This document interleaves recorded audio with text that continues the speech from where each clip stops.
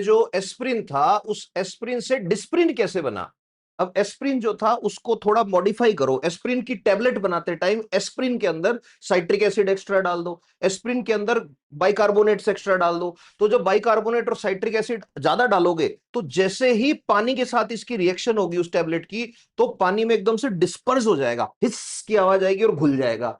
अब वो डिस्पर्स हो रहा है इसलिए वो बन गया डिस्पर्जेबल एस्प्रिन। डिस्पर्जेबल से डिस उठाया, प्रिन से प्रिन उठाया, तो टैबलेट बन गई डिस्प्रिन। अब ये डिस्प्रिन जो है ये आयुर्वेदिक भी है। ये आयुर्वेदिक कैसे है ये? तो डिस्प्रिन का जन्म ही आयुर्वेद से हुआ है। इजिप्ट जो है, मिस्र, अब ऐसा नहीं आयुर्वेद सिर्फ इंडियंस का है। आयुर्वेद का मतलब उस जमाने में जड़ी बूटियों से जितना भी इलाज होता था, दैट इज व्हाट आयुर्वेदा।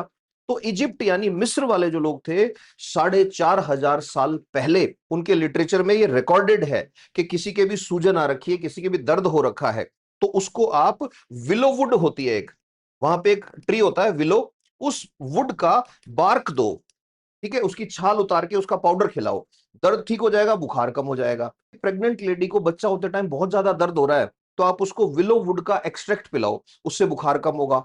फिर आयुर्वेद वाली बुक्स जो हैं उनके अंदर पढ़ोगे तो वहां पे दो जड़ी बूटी आती है, एक वेतस और एक निर्गुंडी। इनके अंदर भी बताया कि बुखार कम करती हैं, सूजन कम करती हैं शरीर के अंदर, और प्रसव पीड़ा को कम करती है। अब अंग्रेज तीनों जगह राज कर रहे थे। They were very profound about one thing कि इनके पास नॉलेज तो है बट उसको कमर्शलाइज हमें करना है। अब अंग्रेज तो आई कंपनी लेके थे ना, तो उन्होंने लैब में ले जाके रिसर्च किया।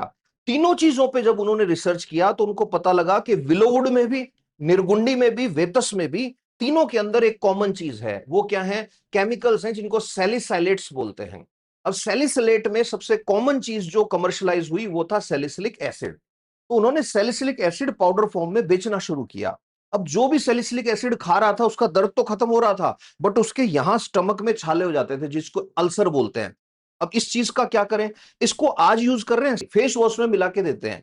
अब फेस वॉश क्यों लगाते हैं? कि साहब पिंपल खत्म हो जाएंगे। पिंपल खत्म नहीं हो रहे, सैलिसिलिक एसिड वाला फेस वॉश ऊपर ऊपर से तुम्हारी चमड़ी की सारी सेल्स जला दे रहा है, तो तुमको लग रहा है पिंपल ठीक हो गए, वो अंदर से भी ऐसे ही जला रहा था।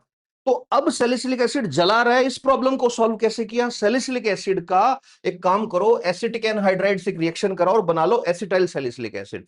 एसिटाइल सैलिसिलिक एसिड बुखार भी कम कर रहा है, सूजन भी कम कर रहा है, और पेट में छाले भी नहीं कर रहा जल्दी से। बाद में पता लगा कि इससे प्लेटलेट्स भी कम होती हैं, तो जो हार्ट पेशेंट थे उनको भी देना शुरू कर दिया इसको, कि खून पतला रखना है तो ये करो। लेकिन याद रखना, किसी के डेंगू या चिकनगुनिया हो रखा है, जिसको डेंगी बोलते हैं डेंगू को, उसको अगर आपने बुखार उतारने के लिए डिस्प्रिन या एस्प्रिन दे दी तो वो प्लेटलेट्स और कम कर देगा उसको।